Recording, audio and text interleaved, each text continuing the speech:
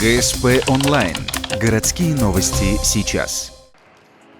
В Ухте прошли всероссийские соревнования по спортивным танцам «Студенческий бал».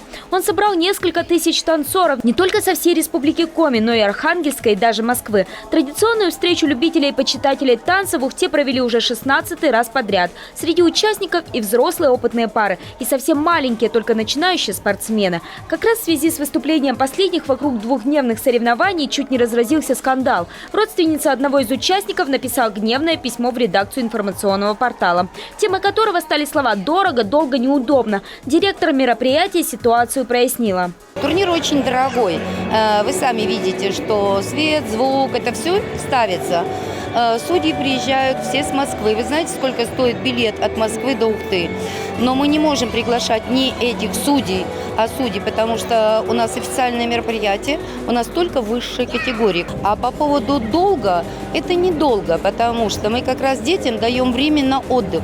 Если мы за 40 минут заставим их станцевать все танцы, наши дети рухнут.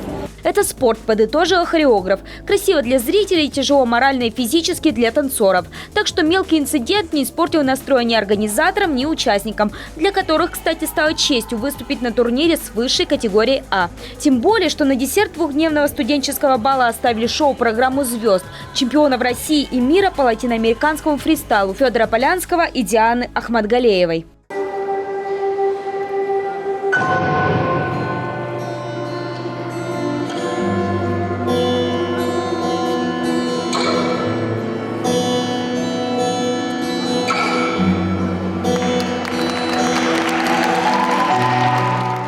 В завершении двухдневного праздника танца выступили и местные артисты, вокалисты и танцоры известных коллективов.